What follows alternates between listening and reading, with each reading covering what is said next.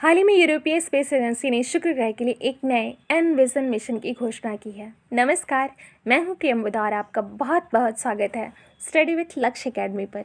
आज के इस वीडियो में हम बात करेंगे यूरोपीय स्पेस एजेंसी द्वारा भेजे जाने वाले एक नए मिशन एनविजन की, जो कि शुक्र ग्रह के लिए है और इसका नेतृत्व भी यूरोपीय स्पेस एजेंसी ही करेगी, जिसमें राष्ट्रीय वैमानिकी और अंतरिक्ष प्रशासन का भी योगदान होगा। इसे वर्ष 2030 तक लॉन्च किए जाने की संभावना है और इसे एरियन 6 रॉकेट द्वारा लॉन्च किया जाएगा।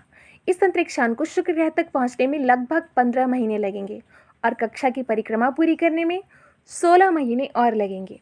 यह अंतरिक्षयान शुक्र ग्रह के वायुमंडल और सतह के अध्ययन के साथ साथ इसके वातावरण में पाई जाने वाली गैसों की निगरानी भी करेगा। इसकी सतह संरचना का विश्लेषण करने के लिए यह कई तरह के उपकरणों को लेकर जाएगा।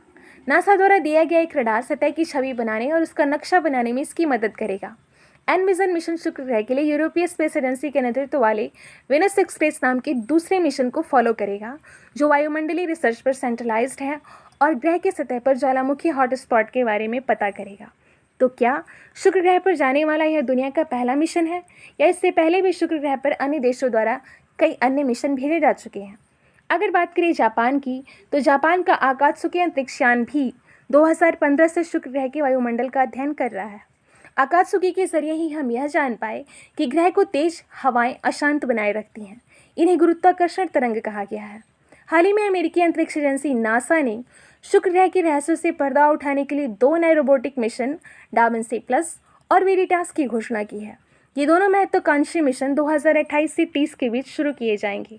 आने वाले समय में भारतीय अंतरिक्ष अनुसंधान संगठन इसरो भी शुक्र ग्रह पर शुक्रयान मिशन भेजेगा, जिससे कि इस ग्रह के बारे में और ज़्यादा जानकारी हासिल की जा सके। इस मिशन के भविष्य में 2024 या 26 में लॉन्च होने की स्थिति बन सकती है। शुक्रयान मिशन में रूस, फ्रांस, स्वीडन, जर्मनी जैसे देशों का सहयोग शामिल है। शुक्र ग्रह के लिए सोवियत संघ द्वारा डेवलप पहला अंतरिक्षयान वेनेरा सीरीज का था। इसके बाद नासा के मैगलन मिशन ने शुक्र ग्रह का अध्ययन किया था। तो शुक्र ग्रह हमारे लिए इतना महत्वपूर्ण क्यों है और इसका अध्ययन क्यों किया जा रहा है? क्या इस पर जीवन की संभावना है, या इससे हमें अपनी धरती के लिए कोई अनुभव मिल सकते हैं? वैज्ञानिक शुक्र ग्रह पर जीवन के अस्तित्व के बारे में जानकारी जुटाने में लगे हैं और हो सकता है कि जीवन इसके बादलों की ऊपरी परत में हो, जहां तापमान कम होता है। गौरतलब है कि नासा का दा विंची शुक्र के कार्बन डाइऑक्साइड वातावरण की उत्पत्ति का पता लगाने की कोशिश करेगा। साथ ही यह भी पता लगाने की कोशिश होगी कि क्या शुक्र पर कोई समुद्र भी था। इसके अलावा वेरिटास शुक्र के सतह पर कठोर चट्टानों के नमूने प्राप्त करके इस पड़ोसी ग्रह के भूवैज्ञानिक विज्ञान को समझने में हमारी मदद करेगा। इसके जरिए हमें यह समझने में भी मदद मिल सकती है कि यह ग्रह कैसे बना।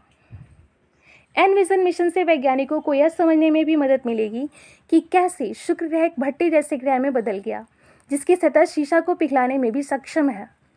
शुक्र ग्रह का इतिहास, ग्रीन हाउस प्रभाव को पढ़ने और धरती पर इसका प्रबंधन कैसे किया जाए, यह सब समझने का बेहतरीन मौका देगी। इसके लिए ऐसे मॉडल्स का इस्तेमाल किया जा सकता है जिसमें शुक्र के वायुमंडल की चरम स्थितियों को तैयार किया जाए और परिणामों की तुलना धरती पर मौजूदा स्थितियों से किया जाए। वर्ष 2020 में वैज्ञानिकों ने शुक्र के वातावरण में फॉस्फीन, यानी केवल जैविक प्रक्रियाओं के माध्यम से बनी एक रसायन की होने का पता लगाया। इससे वैज्ञानिक समुदाय में उत्साह पैदा हो गया था कि इस ग्रह पर जीवन के कुछ संकेत मिल सकते हैं। शुक्र के उच्च तापमान और उसके अम्लीय वातावरण को देखते हुए इस ग्रह पर जीवन का अस्तित्व लगभग असंभव है। फिर भी इस खोज से यह पता चल सकता है कि क्या शुक्र पर जीवन था। शुक्र ग्रह के बारे में अगर देखें तो शुक्र ग्रह चंद्रमा के बाद आकाश में दूसरा सबसे चमकीला पिंड है। यह अपने घने बादलों के कारण चमकीला दिखाई देता है, जो प्रकाश को रिफ्लेक्ट करके बिखेरता है। समान आकार और संरचना के कारण शुक्र को पृथ्वी की बहन भी कहा जाता है। शुक्र ग्रह पर वातावरण काफ़ी सघन और विषाक्त है, जिसमें मुख्य रूप से कार्बन डाइऑक्साइड गैस और सल्फ्यूरिक एसिड के बादल हैं। शुक्र ग्रह पर कार्बन खिसक कर वातावरण में चला गया है, जिसके इसके वातावरण में लगभग 96% कार्बन डाइऑक्साइड है।